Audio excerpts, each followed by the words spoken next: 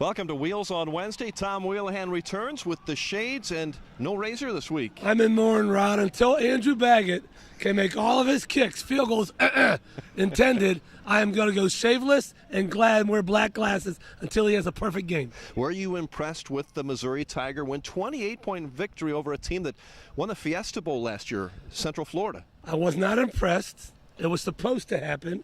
I'm glad they had a nice 28-point win. Again, not any major injuries with Murph and a couple other guys. Get them all back for Saturday. But we should be 3-0.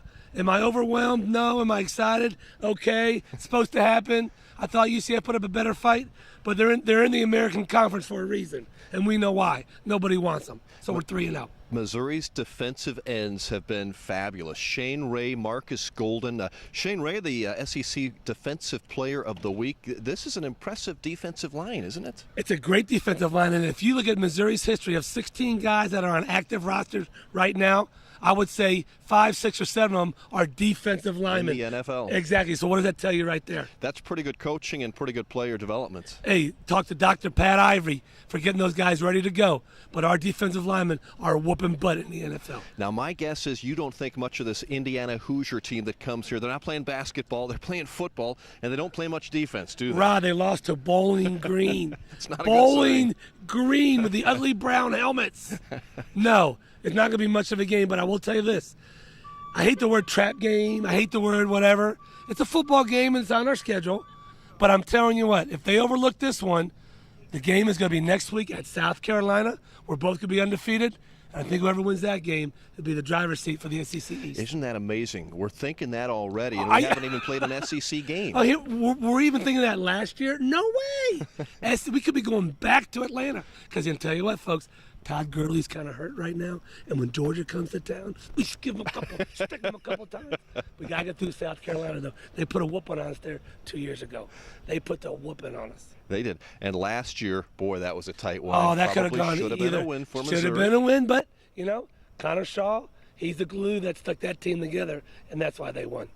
All right, so Missouri has Indiana. 3 o'clock start, should be an easy 4-0 in non-conference play. No, don't say easy. Those guys get scholarships too, right? That's what I understand. It should be a win. It's not going to be easy. Trust me. Even when we were playing South Dakota State, nothing's easy. They take that 75-yard draw play, boom, they're up 7 donut. What do we do? So it's folks, it's not easy, but it's a winnable game, and we should get the W. My prediction, Andrew Baggett hits every field goal, and Tom comes clean-shaven next week. What if he doesn't even attempt a field goal Saturday? You got to shave. Okay, I got to shave. All right. All right, let's talk baseball. How about that? We have some very interesting matchups in the playoffs already. Washington and Baltimore in the Beltway have clinched. They're in the playoffs. They're less than 30 minutes away from each other. That's correct. Interesting matchup if that happens to happen in the World Series. How about L.A., the Dodgers, and the Angels? They both should be in the playoffs. That's correct. They'll both be in the playoffs. And then we got the Cardinals and the Royals. That's what I was going to ask you about. We're getting a little closer, less than 2 weeks away. Royals are in the driver's seat for a wild card. Cardinals should have no problem. They're in the playoffs. They win the division, and they're in. But if you're asking me out of those 3 series, Rod, which is the most series likely? The most likely, it'd be the Baltimore-Washington series. There's no doubt the Orioles, they clinched with 12 games. They're 12.5 up on the East. I know the East is down. They're just tearing the East up. Washington, they're quietly creeping back up. And I'll tell you what, this year, folks, I know 2 years ago when Strasburg was on a pitch count and they held them back, they're regretting that. Yeah, they are. They're not holding Strasburg back this year. Oh, no. He's going to pitch till his arm falls off. Tell me about off-the-field stuff this week, Tom. We've had, in the last few weeks, NFL has been devastated. Ray Rice, Adrian Peterson, and now some stuff with college football, Jameis Winston, and we have a couple of Missouri basketball players who have been suspended. Not all different stories, but it's crazy how much we're talking about off-the-field stuff these days. You got Greg Hardy with the Panthers, Ray McDonald with the 49ers. This is what it comes down to, Rod. You asking these gladiators to go out there and beat the crud out of each other on Sunday. Then you expect them to turn the light switch off and be models. That's not the way their body works. They're full of testosterone. They're going out there mashing people. And when you get one of those locker rooms, Rod, it is hard. It is tough to dial it down. Am I shocked? No.